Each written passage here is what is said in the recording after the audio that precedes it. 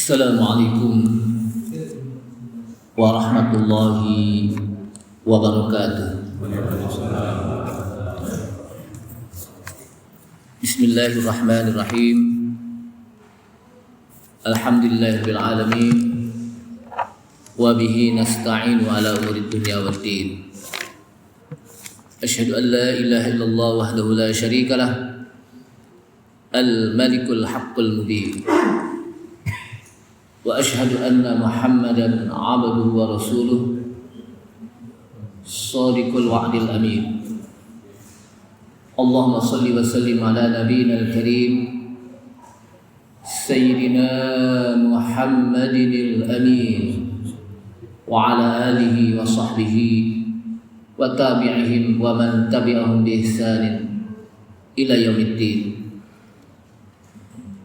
Amma ba'du, qala Allah Ta'ala fi kitabihil karim wa huwa asdaqul qailin.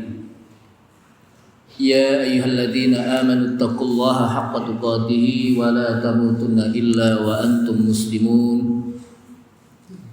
Ya ayyuhalladzina amanu taqullaha wa qulu qawlan sadida yuslih lakum a'malakum. Ini yang saya temukan. Wa yaghfir lakum dhunubakum. Wa man yuti'illaha wa rasulahu faqad faza fawzan 'azima. Wa qala Rasulullah sallallahu alaihi wasallam fa inna asdaqal hadithi kitabullah ta'ala wa khairal hadi hadi Muhammadin sallallahu alaihi wasallam wa syarrul umuri muhdatsatuha wa kullu muhdatsatin bid'ah wa kullu bid'atin dhalalah wa kullu dhalalatin finnar.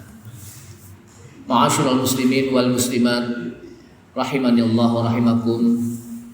Ibu bapak hadirin sekalian jamaah Masjid Al-Muhajirin yang mudah-mudahan dirahmati Allah Subhanahu wa taala. Mengawali dari kajian kitab tauhid ini, mari sama-sama kita memanjatkan puji serta syukur kita kepada Allah Subhanahu wa taala yang telah begitu banyak memberikan nikmat-nikmatnya kepada kita sekalian, baik nikmat yang kita minta maupun nikmat yang tidak pernah kita minta.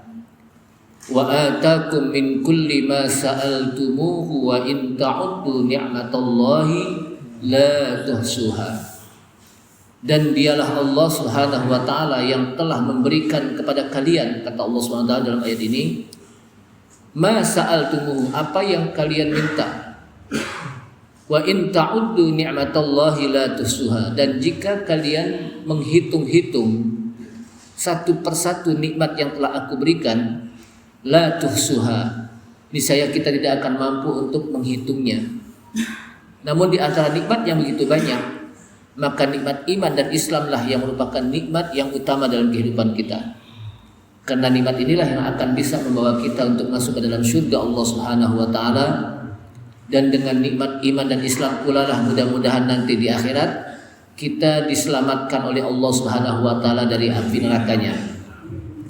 Salawat serta salam tak lupa kita sampaikan kepada Nabi kita Nabi Muhammad sallallahu alaihi wasallam beserta para keluarganya, para sahabatnya, para pengikutnya yang senantiasa istiqamah di dalam menjalankan sunnah-sunnah Rasulullah sallallahu alaihi wasallam. Ma'asyiral muslimin rahimakumullah. Pagi hari ini kita akan memasuki tentang pasal atau bab yang berkenaan dengan hukum sihir, hukum perdukunan, dan hukum arrafah. Arrafah itu kalau bahasa kita adalah orang-orang pintar. Jamaah sekalian, setelah kita berbicara tentang bagaimana cara mentauhidkan Allah Subhanahu wa taala, kita meyakini bahwa seluruh alam yang ada di permukaan bumi ini adalah semuanya ciptaan Allah Subhanahu wa taala, termasuk diri kita. Jadi tidak ada yang boleh meyakini bahwa adanya alam, ada satu alam yang bukan ciptaan Allah. Jadi tidak boleh kita meyakini bahwa ada satu alam yang bukan ciptaan Allah Subhanahu wa taala. Semuanya ciptaan Allah Subhanahu wa taala. Kemudian kita wajib untuk beribadah hanya kepada Allah Subhanahu wa taala. Jadi setelah kita meyakini bahwa seluruh alam yang ada di jagat raya ini adalah semuanya ciptaan Allah Subhanahu wa taala. Kita seringkali mengatakan alhamdulillahi rabbil alamin. Segala puji bagi Allah. Siapa Allah? Rabbil alamin. Rabb. Apa kata-kata Rabb? Sering orang mengartikan Rabb itu apa? Artinya apa Rabb? Rabbana atau Rabbi. Wahai Tuhan, ya, Tuhan. Kalau ilah itu apa ilah? Ilahi, Tuhan juga. Padahal kalau kita lihat di dalam bahasa, kata-kata ilah itu adalah al-ma'bud bihaq, yang disembah dengan benar.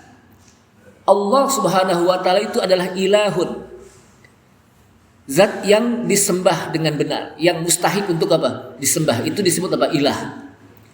Sedangkan Rabb itu memiliki beberapa makna. Ketika kita mengatakan Rabbil Alamin, segala puji bagi Allah yang Rabbil Alamin. Kalau dulu kita mengartikan Rabbil Alamin itu apa artinya? Segala puji bagi Allah, seru sekalian alam. Saya nggak tahu tuh ya, apa arti seru. Kalau yang saya tahu seru itu ya rame. Seru banget acaranya kan gitu. Tapi saya nggak tahu tuh bahasa dulu kok pakai apa. Segala puji bagi Allah, seru sekalian alam gitu. Ternyata semuanya. Ya seru itu semua ya berarti. Kalau bahasa saya sana bahasa seru itu apa? Rame gitu. Seru banget acaranya nah gitu. Nah, ternyata belakang ini saya lihat tidak ada lagi yang menerjemahkan seru sekalian alam itu.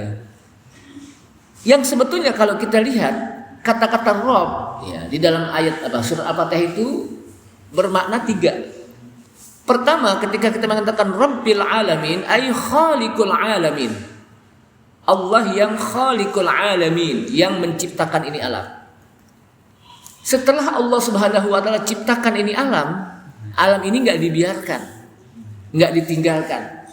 Kemudian setelah itu Rabbil alamin mudabbirul alamin. Setelah Allah Subhanahu wa taala ciptakan, Allah mengatur kehidupan alam. Jadi setelah diciptakan apa? Diatur oleh Allah Subhanahu wa taala. Setelah diatur, Allah tentukan muqaddirul alamin, tentukan masing-masing alam ditentukan. Ada yang umurnya segini, ditentukan ada yang rezekinya segini, kapan dia meninggal, di mana dia akan apa meninggal. Itu sudah ditentukan oleh Allah SWT. Semua alam sudah apa?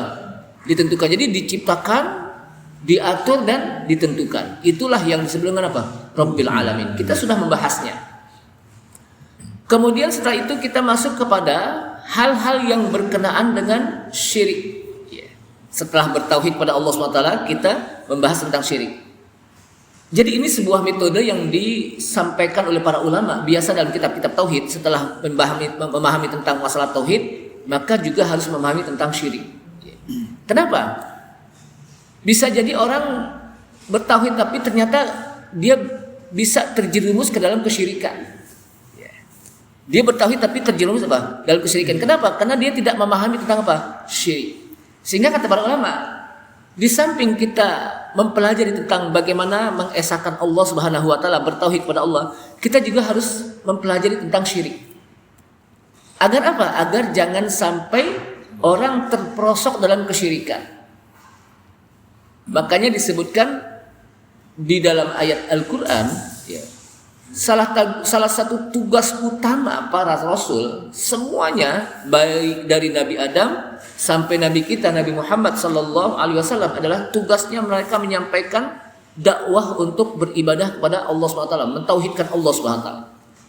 Wa kadzalika ba'atsna likulli ummatin rasulan an i'budullaha wajtanibut taghut. Dan begitulah kami telah mengutus setiap umat seorang rasul.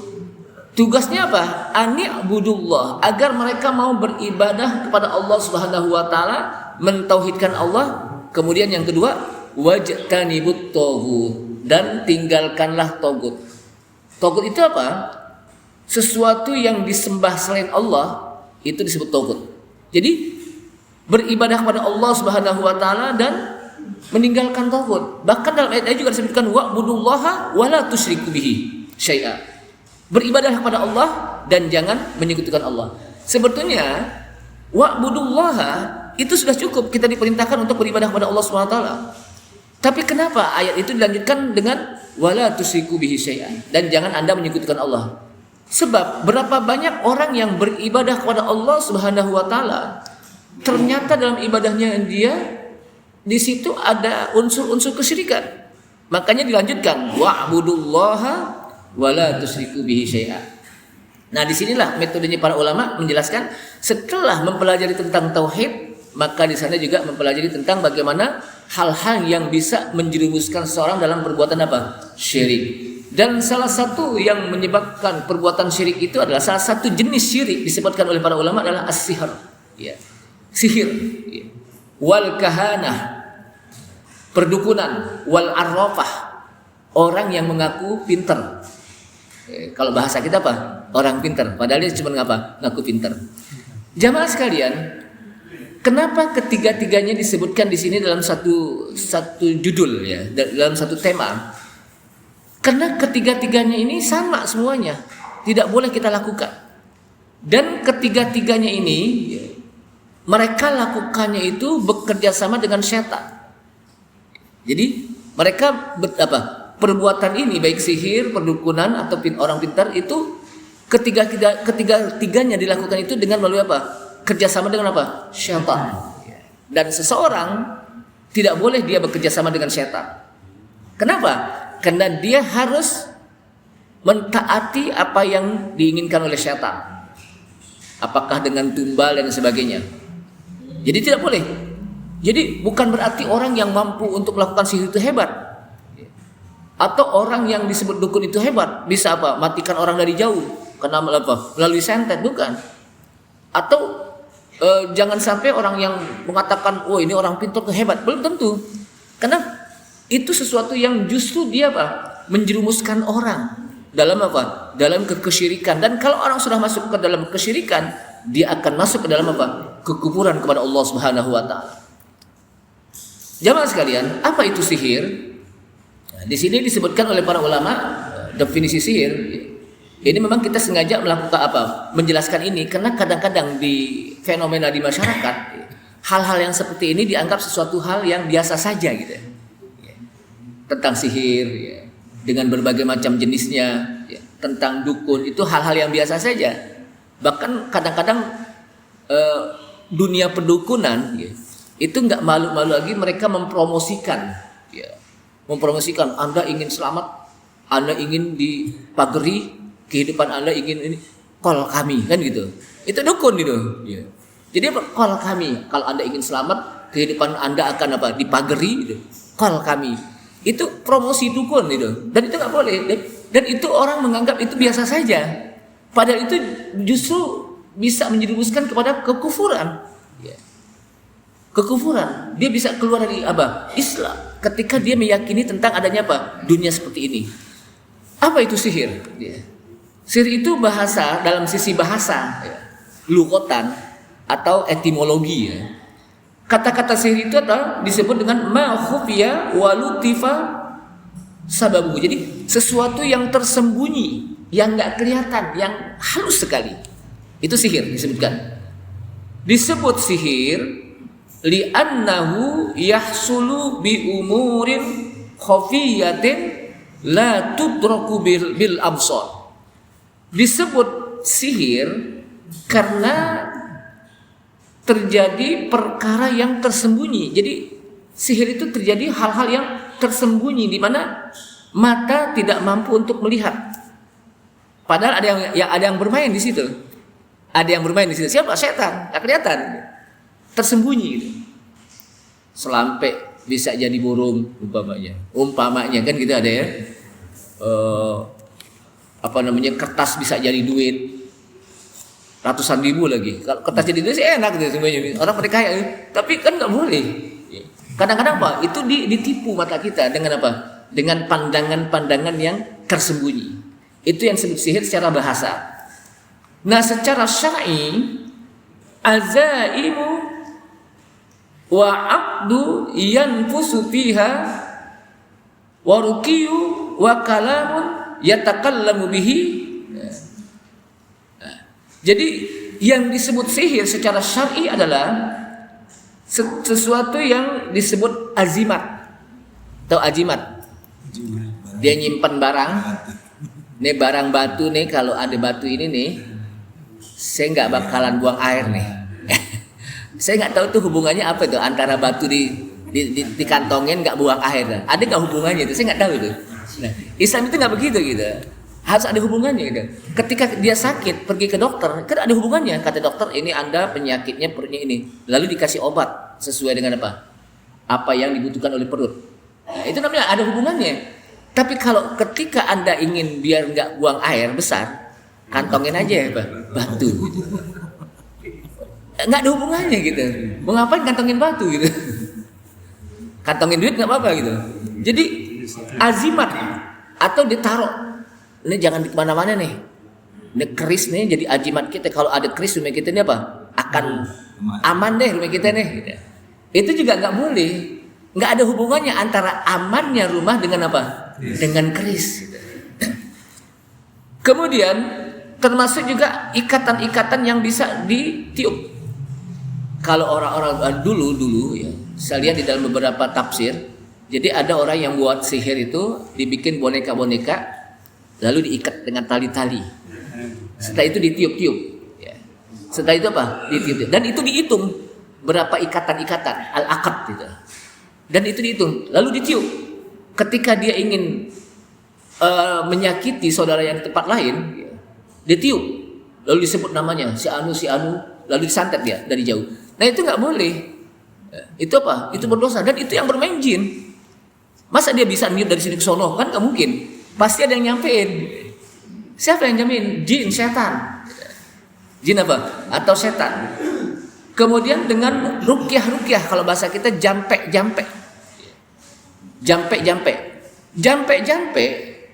Atau yang disebut dengan bahasa kita rukyah. Ada rukyah yang syar'iyah yang dibolehkan. Apa sih rukyah itu? Rukyah itu kan kalimat-kalimat yang memang dia akan bisa memberikan keselamatan bagi kita. Kita diajarkan oleh Rasulullah SAW ketika kita mau tidur, pertama baca surat Al-Ikhlas, Al-Falaq, An-Nas. Kemudian nanti kita tutup dengan baca surat ayat kursi.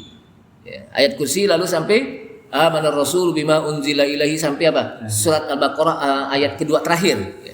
Barang siapa yang baca ayat kursi ketika dia tidur, maka dia akan terjaga, terselamatkan dari godaan setan, dari dari kejahatan setan sampai dia pagi. Itu kita rukyah diri kita. Itu boleh. Kenapa? Karena memang Rasulullah melakukannya. Ketika kita habis sholat, kita baca apa? Baca ayat kursi juga. Barang siapa yang melakukannya, maka dia akan terjaga dari kejahatan setan sampai selanjutnya. Jadi itu apa? Masing-masing ada. Artinya kita merukyah diri kita dengan kita membaca apa? Zikir. Ada zikir pagi, ada zikir sore. Ya. Bahkan ada zikir-zikir yang bisa menghapuskan dosa-dosa kita. Seperti kita baca subhanallah 33 kali, alhamdulillah 33 kali, Allahu akbar 33 kali. Lalu ditambah dengan la ilaha illallah wahdahu la syarikalah, lahul mulku wa lahul hamdu wa huwa ala kulli syai'in qadir.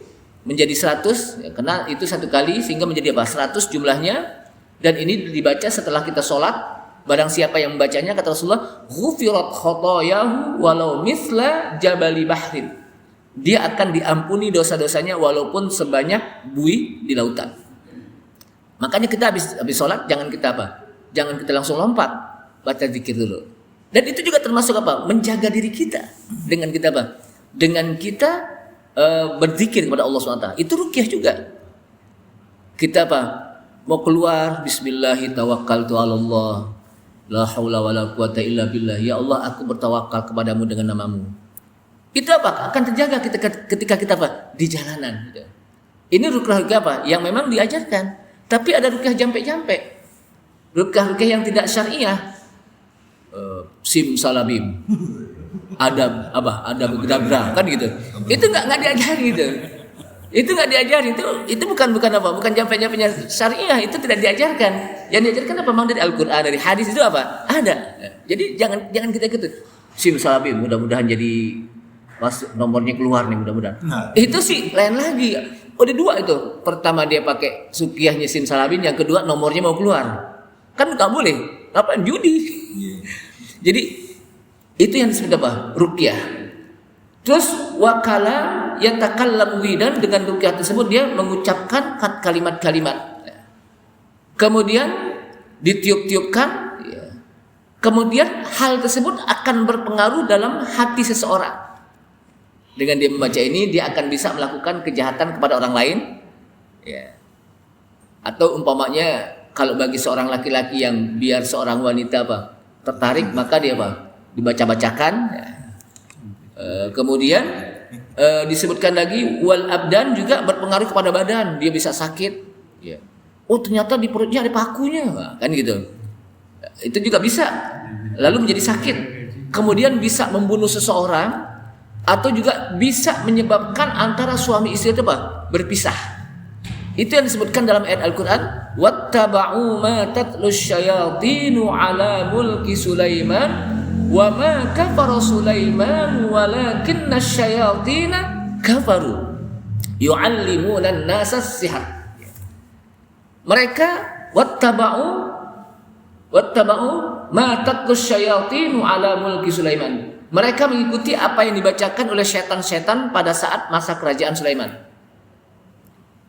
Jadi wa ma kafara Sulaiman. Nabi Sulaiman enggak kufur. Memang di zaman Nabi Sulaiman itu terjadi merajalelanya perkembangan sihir-sihir. Tapi Nabi Sulaiman tidak mengajarkannya. Justru setan-setan yang mengajarkannya, mereka membacakan kepada orang-orang dengan adanya kitab-kitab sihir. Kemudian maka kata Allah, wa ma kafara Sulaiman. Sulaiman itu enggak kafir. Tapi yang kafir apa?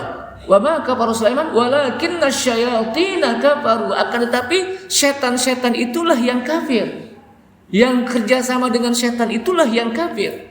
Yang mau dibohongin dengan setan itulah yang apa? Yang kafir. Kenapa? Yu'allimunan nasa sihir. Karena setan itu mengajarkan sihir. Artinya apa? Orang yang mengajarkan sihir, hukumnya nih, orang yang belajar sihir, bahkan orang yang nonton juga nggak boleh. Yang nonton, kenapa? Karena kalau dia nonton, lama-lama dia akan kagum terhadap sihir tersebut. Sihir itu bisa dikalahkan oleh Nabi Musa.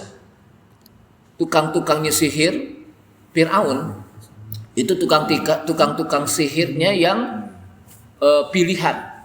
Jadi Fir'aun ini ingin mengalahkan Nabi Musa, dipanggillah tukang-tukang sihir untuk mengalahkan Nabi Musa.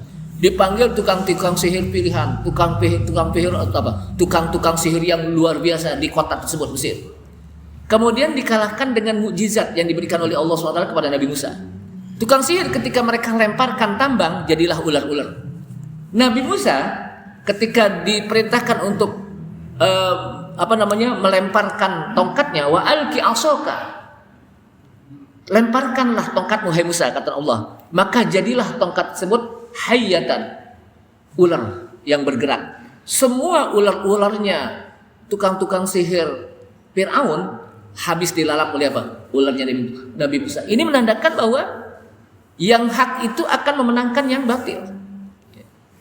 Sihir akan dikalahkan oleh kebenaran, mukjizat Nabi kita, Nabi Musa alaihissalam. Nah, ini menandakan apa? Artinya yang hak pasti akan akan menang. Jamaah sekalian rahimakumullah. Jadi orang yang belajar situ nggak boleh. Makanya jangan bangga kalau orang dia bisa tuh bikin selampek, bisa jadi bunga umpamanya, atau bisa jadi burung. Itu nggak bangga. Justru itu akan merusak akidah keimanan seseorang. Kenapa? Karena dia mengandalkan setan, tidak bertawakal kepada Allah Subhanahu wa taala. Itu Jadi dia bekerja sama dengan sihir. Dan orang yang bisa bekerja sama dengan jin itu bukan berarti orang itu hebat sebetulnya. Orang yang indigo Pak ya, yang bisa ngelihat jin, itu bukan hal yang hebat sebetulnya. Hal yang memiliki kekurangan. Kenapa? Karena kita memang disebutkan dalam ayat Al-Quran, innahum yarawna, sesungguhnya mereka melihat kita, tapi kita tidak melihat mereka. Mereka jin-jin bisa melihat kita, kalau kita tidak bisa Melihat mereka. Ini Allah SWT berikan. Kenapa? Karena manusia kalau melihat mereka, itu kita nggak bakal bisa tidur. Sehingga Allah tutup kita untuk tidak bisa melihat mereka. Tapi mereka bisa melihat kita. Makanya disebutkan dalam hadis, kalau kita mau tidur baca zikir, ruqyah diri kita. Kita masuk ke rumah kita beri salam. Bismillahi walajna wa bismillahi kharajna, disebutkan hadis. Dengan nama Engkau ya Allah kami masuk ke rumah, dan dengan nama Engkau ya Allah, bismillah, dengan nama Allah aku masuk ke rumah, dan dengan nama Allah aku keluar rumah. Sehingga setan-setan yang berada dalam lingkaran kita itu tidak akan mampu untuk menggoda kita lagi. Ketika kita makan baca bismillah, sehingga mereka juga tidak ikut makan-makan dengan kita. Kan Ustaz, yang penting kenyang walaupun gak baca bismillah. Bukan masalah kenyangnya. Bukan masalah kenyangnya. Keberkahan makan kita. Makanan kita bareng gak dengan makan mereka. Setan itu Jin itu bisa kurus gara-gara dia tidak mampu untuk bisa bareng makanan dengan kita. Jadi masuk ke kamar mandi. Apa maksudnya? Allahumma inni a'udzubika minal khubuthi wal khaba'is. Ya Allah, aku berlindung kepadamu dari jin laki-laki dan jin perempuan. Di kamar. Kenapa? Karena disebutkan oleh para kamar mandi itu tempatnya jin. Makanya orang kalau di kamar mandi kadang-kadang betah banget gitu. Apalagi kalau disediain HP. Kalau zaman dulu disediain Kopinghu tuh. Baca gitu ya. Karena kan Kopinghu dengan lagu tuh, HP sekarang, HP sambil macam-macam itu.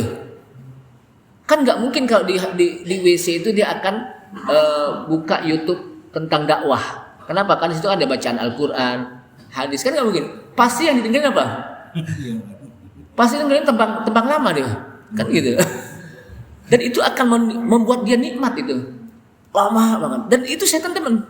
Padahal kita minta kepada Allah SWT. Allahumma inni a'udzubika minal khubuthi wal khaba'ith. Ya Allah, aku berlindung kepadamu dari setan laki-laki maupun perempuan. Artinya apa? Kita masuk itu jangan sampai saat kita masuk digoda oleh mereka sehingga kita betah di situ. Sebab kita masuk ke kamar mandi itu hanya sesuai dengan kebutuhan kita. Kalau mandi aja udah gitu. Makanya disebut dengan qadha hajat, melaksanakan hajat. Kalau udah hajatnya selesai, udah selesai. Jangan udah selesai masih ngeden-ngeden juga padahal udah Padahal udah selesai gitu. Nah inilah kadang-kadang kita kenapa itu setan. Udah terus saja enak-enak. Padahal di luar udah nungguin berapa orang gitu kan. Kemudian keluarnya kita minta kepada Allah SWT dengan hadis yang pendek sebetulnya kalau saya lihat di dalam Ghufranak. Aku minta ampun kepadamu ya Allah. Kenapa? Bisa jadi di kamar mandi kita melakukan dosa, kita minta ampun. Bayangkan. Jadi apa yang kita lakukan zikir-zikir, makanya Al-Imam Nawawi ada satu kitab yang namanya Al-Adhkar. Al-Adhkar lil Nawawi, zikir. Jadi setiap apa yang kita lakukan dalam kehidupan kita 24 jam itu ada zikir-zikirnya. Untuk apa sih zikir tersebut? Untuk mukyah diri kita agar kita selamat. Rasulullah SAW disebutkan dalam sebuah riwayat hadis pernah terkena sihir, diajarkan oleh Allah dengan membaca apa? Qul huwallahu ahad, qul a'udzu birabbil falaq, qul a'udzu birabbin nas. Masing-masing 3 disebutkan. Ya. Jadi apa? Qul al-ikhlas, al-falaq, an-nas. Jadi al-falaq dan an-nas ini itu merupakan turunnya ayat disebabkan karena terkena sihir. Jadi kalau kita jangan terkena sihir, baca habis sholat. Kalau untuk maghrib, habis subuh, al-falaq, kan biasa dibaca kan? Al-falaq diawali dengan al-ikhlas, al-falaq dan an-nas. Untuk maghrib dan subuh masing-masing 3 sebutkan. Tapi kalau selain maghrib dan isya, dan selain maghrib dan subuh itu masing-masing apa? 1 sebutkan. Dan itu baca ayat kursi juga setelah itu. Jangan lupa baca ayat ayat kursi. Jamaah sekalian, dengan gara-gara sihir orang bisa berpisah, yufarriqu bainal mar'i wa zawjihi, disebutkan dalam ayat tersebut. Mereka akan bisa memisahkan antara seseorang, antara suami dan istri. Kata para ulama, setan sangat suka untuk memisahkan antara suami istri. Kenapa? Karena kalau dia masih terus akan menghasilkan umat Islam yang begitu banyak, sehingga diputus keturunannya dari situ. Agar apa? Tidak menghasilkan apa? Umat. Tidak menghasilkan apa? Banyak orang-orang mukmin. Jamaah sekalian, kalau kita lihat disebutkan di sini apa hukum sihir? Di sini kalau kita lihat Allah Subhanahu wa taala qaranahu syari'u bisyirki haitsu yaqul. Di mana dalam hadis Rasulullah sallallahu alaihi wasallam digandengkan antara al-isyraku billah wasihir. Satu kali Rasulullah mengatakan ijtanibus sab'al mubiqat. Ijtanibus sab'al mubiqat. Kata Rasulullah dalam hadis tersebut, jauhkanlah olehmu 7 yang bisa menghancurkan, membinasakan kalian. 7 yang bisa membinasakan dan menghancurkan kalian. Artinya apa? Jauhkan di sini berarti hukumnya haram kalau dilakukan. Kenapa? Karena ini dosa besar. Jadi ciri-ciri yang disebutkan dosa besar itu kata para ulama adalah ada larangan yang kemudian ada sanksinya, baik di dunia maupun di akhirat. Itu disebut apa? Dosa besar. Tapi ingat, di sana juga ada dosa kecil. Tidak disebutkan sanksinya, tapi dosa. Gitu. Tapi ingat kata para ulama, jangan meremehkan dosa kecil. Kenapa? La saghair bistimrar walal kabair bil istighfar. Kata Abdullah bin Mas'ud, la saghair bil istimrar. Tidak ada yang disebut dengan dosa kecil kalau dia lakukan terus-menerus. Tidak ada yang disebut dengan apa? Dosa kecil kalau dia lakukan terus-menerus. Kenapa? Karena kalau dilakukan terus-menerus bisa aja dosa itu jadi gede. Kan gitu. Kayak orang nabung. Nabung sih nggak banyak-banyak. Cuman sehari cuman 2.000 pokoknya. Tapi kalau terus apa ditabung kira-kira jadi banyak gak? Sama dengan dosa juga begitu. Dosa sih kecil, tapi kalau itu terus apa? Terus-menerus dilakukan jadi banyak gak? Kalau jadi banyak akan sulit. Karena disebutkan dalam hadis, idza dzanaba 'abdun dzamban, apabila seseorang melakukan dosa, ya. Jadi apabila seseorang melakukan dosa, maka iswadda qalbuhu. Ada satu titik nuqtatan fi qalbihi. Ada satu titik yang ada dalam hatinya. Satu dosa. Kemudian ketika dia melakukannya lagi, akan tambah satu titik lagi. Kemudian ketika dia melakukan lagi, akan tambah satu titik lagi. Kalau dia melakukan terus-menerus, maka lama-lama titik tersebut akan menutupi hatinya. Ini yang disebut dengan apa? Kallabal rona ala qulubihim. Ya, kata Rasulullah apa? Itulah yang disebut rona. Titik hitam, noda-noda hitam yang menutupi hati mereka. Rona. Itu saya lihat rona itu ternyata bahasa Indonesia juga ya. Titik rona. Gitu. Jadi apa? Itulah titik-titik yang menutupi hati kita. Nah, kalau sudah titik itu menutupi hati dengan kebanyakan dosa, kemudian dia akan sulit untuk melakukan kebaikan. Kenapa? Karena ditutupi oleh titik hitam disebabkan dengan dosa dia. Tapi kalau dia bertobat, di istighfar, setiap hari di istighfar, maka lama-lama titik ini akan hilang. Lama-lama akan bersih kembali hati tersebut. Dengan sebab apa? Dengan sebab istighfar dan taubat dia kepada Allah SWT. Maka kita diperintahkan untuk beristighfar, ya, disebutkan dalam hadis, inni la astaghfirullaha wa atubu ilaih fi kulli yaum mi'ata marrah. Dalam beliau mengatakan apa? 70 kali. Sungguh aku diperintahkan oleh Allah SWT, sungguh aku beristighfar dan minta ampun kepada Allah SWT dalam setiap hari tidak kurang dari 70 kali dalam satu riwayat. Tapi dia katakan apa? Dalam satu riwayat mengatakan mi'ata marrah, 100 kali. Ini kata Rasulullah, inni la astaghfirullah wa atubu ilaih mi'ata marrah kulla yaum. Sungguh aku minta ampun dan bertobat kepada Allah dalam setiap hari tidak kurang dari 100 kali. Maksimal kita ambil. Ya. Itu Rasulullah. Padahal Rasulullah apa? Maksum. Orang yang sudah dihapusi dosa-dosanya oleh Allah SWT. Udah dijamin masuk surga, tapi masih tetap astagfirullah wa atubu ilaih, minta ampun dan bertobat kepada Allah. Untuk apa? Untuk mengajarkan kepada kita umatnya. Kalau saja Rasulullah SAW masih apa? Minta ampun dan bertobat, apalagi kita umatnya lebih pantas lagi. Maka dalam setiap hari jangan lupa kita beristighfar, minta ampun. Dan kalau kita beristighfar, minta ampun, itu lama-lama titik-titik yang ada dalam hatinya itu akan hilang dengan istighfar dan taubat kita. Jadi tidak ada dosa yang kecil, la saghair bil istimrar. Tidak ada dosa yang kecil kalau dia lakukan terus menerus. Walal kabair bil istighfar. Dan tidak ada dosa besar kalau dia lakukan dengan setelah itu dia beristighfar. Dia buat dosa besar, kemudian dia beristighfar, minta ampun kepada Allah SWT dan dia bertobat. Maka hilang dosanya. Kenapa? Karena dia udah bertobat dan minta ampun kepada Allah SWT. Sehingga janganlah kita meremehkan dosa kecil. Jangan sampai kecil-kecil kan cabai rawit nih, pedas banget ini. Iya. Apalagi kecil-kecil cabai rawit, dosanya udah kecil, dosanya banyak gitu. Jamaah sekalian.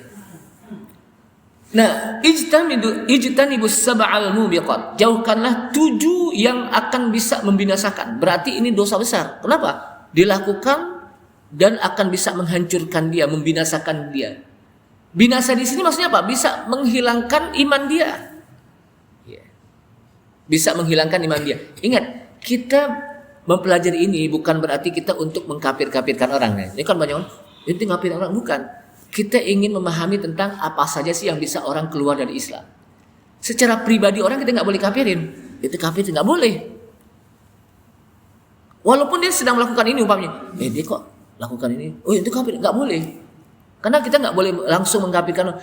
Bisa jadi hal tersebut belum sampai kepada dia hujahnya, dalilnya. Dia nggak tahu, dia melakukan itu nggak tahu. Dulu kan pernah kita bahas ya. Jangan gampang-gampang mengkafirkan orang, nggak boleh. Kenapa? Karena kalau orang mengkafirkan itu akan bisa kembali kepada dirinya. Kita mempelajari ini dalam rangka untuk menjaga iman kita. Untuk menjaga iman kita. Jadi kalau ada orang yang seperti itu jangan langsung kita ponus itu udah kafir itu, jangan. Kenapa? Bisa jadi dia pertama nggak tahu, kena lupa, bisa jadi, atau kena dipaksa, atau kena terpaksa, macam-macam. Jadi jangan langsung Adapun kita mempelajari ini dalam rangka untuk menjaga keimanan kita, bukan untuk mengkafirkan orang. Wallahu a'lam. Kemudian kata Rasulullah, apa sih yang bisa menghancurkan 7 hal? Salah satunya adalah al-isyraku billah, menyekutukan Allah. Menyekutukan Allah, menjadikan Allah SWT ada tandingannya. Hati-hati. Wa'budullaha wa la tusyriku. Artinya apa? Dalam setiap ibadah hendaknya kita tujukan hanya kepada Allah SWT. Dalam meminta kita tujukan hanya kepada Allah SWT. Dalam memohon hanya kepada Allah Subhanahu wa taala. Menyembelih atas nama Allah Subhanahu wa taala. Bismillah. Enggak boleh kita menyembelih atas nama dewa anu dewa ini, tidak boleh. Bismillah. Nah, ketika disebutkan al-isyraku billah, kemudian langsung digandeng dengan kalimat wasihru oleh Rasulullah, dan sihir. Kenapa? Karena 2 hal ini saling berkaitan.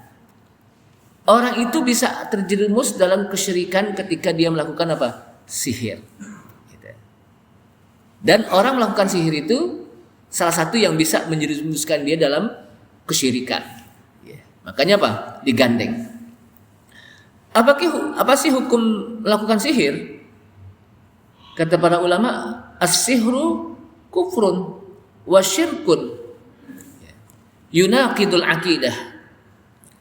Orang yang melakukan sihir itu kufur dan dia sudah menyekutukan Allah Subhanahu wa taala dan dia bisa membatalkan iman. Bayangkan, bisa membatalkan iman. Nah, di sini jamaah sekalian, betul-betul kita menjaga iman kita kepada Allah Subhanahu wa taala karena ini yang bisa menyelamatkan kita nanti di akhirat, iman. Ketika kita akhir hayat, ini yang disebutkan oleh Rasulullah, innamal a'malu bi khawatimiha. Sesungguhnya amal itu dilihat dari akhir hayatnya. Penutup hidupnya apa dia? Apakah saat dia menutup hidup di dunia itu masih ada iman apa enggak? Masih bertauhid apa enggak? Kalau masih bertauhid, masih beriman, berarti dia akhir hidupnya husnul khotimah. Kan kita minta, Allahumma inna nas'aluka husnul khotimah. Ya Allah, kami minta kepadamu husnul khotimah. Apa sih yang dimaksud husnul khotimah? Mati dalam keadaan iman. Gitu. Mati dalam keadaan bertauhid. Masih dalam istiqamah. Itu yang disebutkan oleh Allah SWT. Yusabbitullahu alladhina amanu bil qawlis sabit. Semoga Allah teguhkan yusabbitullahu alladhina amanu kepada orang-orang yang beriman bil qaulis sabit dengan qaul sabit, ucapan yang sabit, yang teguh. Apa itu? Kalimat tauhid la ilaha illallah. Dia masih dalam kondisi iman. Kan saat dicabut rohnya oleh malaikat maut. Itu yang disebut dengan husnul khatimah. Karena kalau enggak, tidak ada harapan bagi nanti untuk masuk ke dalam surga Allah SWT. Tapi kalau masih ada iman, pada saat di akhir hayat ini ditutup dengan iman, ada harapan masuk surga. Makanya salah seorang sahabat di situ disebutkan Ibnu Abbas ketika ditanya, wahai Ibnu Abbas, hari apa yang paling baik, yang paling utama? Menurut kita mungkin masing-masing orang kebanyakan mengatakan bahwa hari yang paling utama apa? Hari apa? Pasti hari Jumat. Dan itu memang disebutkan. Jumat itu apa? Sayyidul Ayyam, pemimpin hari-hari. Kalau harinya itu ada pemimpin, hari Jumat, maka bulan juga ada. Ramadan, Sayyidul Syuhur. Nabi juga ada. Nabi Muhammad SAW, Sayyidul Anbiya wal Mursalin. Tapi Ibnu Abbas tidak mengatakan begitu. Hari yang paling utama dari seseorang adalah hari saat ketika dicabut ruhnya oleh malaikat maut. Ketika dicabut ruhnya oleh malaikat maut, dia masih dalam tetap kondisi iman. Karena itu hari penentuan. Apakah nanti di akhirat dia bisa masuk surga Allah Subhanahu wa taala atau tidak, tergantung akhir hayatnya. Gitu. Kalau dia masih mempertahankan imannya, masih bertauhid kepada Allah Subhanahu wa taala, apalagi dia mengucapkan kalimat la ilaha illallah, maka nanti di akhirat dia masih ada harapan masuk ke dalam surga Allah SWT. Tapi kalau nggak ada, hati-hati nih, nggak ada harapan. Maka disitulah apa? Pentingnya bagi kita mempelajari ilmu tauhid. Jadi nggak ilmu tauhid itu sangat penting sebetulnya. Kenapa? Karena ini ilmu pondasi. Ilmu apa? Pondasi. Ilmu usul, pokok ilmu tauhid. Ibarat pohon, ilmu tauhid ini akarnya. Pohon kalau nggak ada akar, kira-kira gimana? Tumbang. Akarnya kering, kira-kira itu pohon hidup apa enggak? Begitu juga manusia. Kalau nggak ada akarnya nih, walaupun dia sholatnya rajin, kalau nggak ada akarnya nih, nggak ada pondasinya nih ilmu tauhid, lama-lama apa? Ibadahnya biasa. Kenapa? Tidak ada power tauhid. Tidak ada apa? Kekuatan tauhid. Kalau kering, apalagi nggak ada kekuatan tauhid. Nah, disitulah pentingnya bagi kita untuk mempelajari tauhid kepada Allah Subhanahu wa taala. Salah satunya menjauhkan diri dari perbuatan sihir. Kenapa? Karena ini akan merusak akidah. Bahkan disebutkan apa? Itu bisa membatalkan iman. Bahkan disebutkan lagi dalam sebuah riwayat, hukumnya bagaimana? Hukumnya itu boleh dibunuh. Orang yang melakukan sihir boleh dibunuh disebutkan. Tapi ini kan bagi orang-orang yang menggunakan hukum apa? Islam. Kalau kita, ada urusan kita bunuh, ya nggak boleh. Kenapa? Ini yang melakukan ini tidak semua orang. Ulil amri. Kalau yang seperti ini nih, ulil amri deh. Urusannya ulil amri. Penentunya ulil amri. Kenapa? Karena kalau semua orang bisa melakukan ini, misalnya kita akan menjadi hukum rimba, main bunuh sono, bunuh sini. Tidak. Ini hal ini apa? Yang melakukan apa? Ulil amri. Kenapa? Karena disebutkan kama qatala jama'atun min akabir sahabah radhiyallahu an as-sihrata. Jadi sebagaimana sekelompok dari pembesar-pembesar sahabat pernah mereka membunuh para apa? Tukang-tukang sihir. Agar apa? Mereka bunuh. Agar jangan mengenteng-entengkan sihir, hukum sihir. Ini menjadi apa? Orang menjadi takut kalau dia melakukan sihir. Karena ini apa? Akan berbahaya terhadap akidah. Karena dia akan menjadi sebuah bencana iman.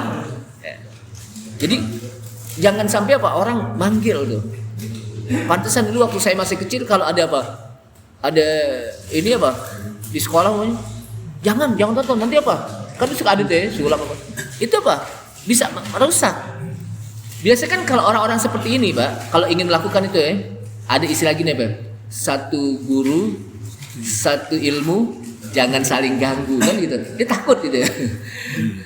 Iya, kenapa? Sihir. Namanya juga sihir kan apa? Sihir. Kemudian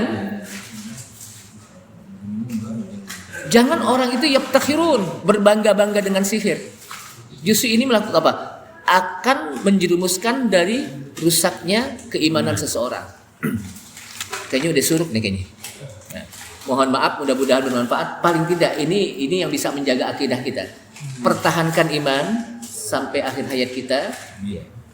Banyak-banyaklah kita berzikir agar kita terjaga dari perbuatan setan dan godaan setan, dari kejahatan manusia. Dan sering-seringlah minta kepada Allah SWT. Dalam akhir sholat kita kan kadang-kadang di dalam akhir sholat tasawuf kita Pak, Allahumma a'inni ala dzikrika wa syukrika wa husni ibadatik. Ya Allah, tolonglah aku sering-sering untuk berzikir kepadamu ya Allah. Ala dzikrika wa syukrika, dan bisa bersyukur kepadamu ya Allah. Wa husni ibadatik, dan agar ibadah aku baik. Kalau ibadah kita baik berarti ibadah kita diterima oleh Allah SWT. Yang kedua, minta juga kepada Allah SWT, Allahumma ya muqallibal qulub, sabbit qalbi ala dinik. Wahai yang membolak-balik hati, Allah Subhanahu wa taala yang membolak-balik hati. Sabbit qalbi ala dinik. Teguhkan hatiku, tetapkan hatiku selalu berada di atas agamamu, selalu berada dalam tauhid kepadamu. Itu kita minta. Jadi jangan merasa aman kita. Pokoknya ini udah kuat deh iman kita. Udah apa nih? Belum tentu. Tetap kita minta pertolongan pada Allah SWT. Jadi tetap kita minta apa? Pertolongan pada Allah SWT agar iman kita dijaga oleh Allah SWT. Ini saja. Mudah-mudahan bermanfaat. Kita tutup. Subhanakum hamdika. Asyhadu an la ilaha illa anta astaghfiruka wa atubu ilaik. Wassalamualaikum warahmatullahi wabarakatuh.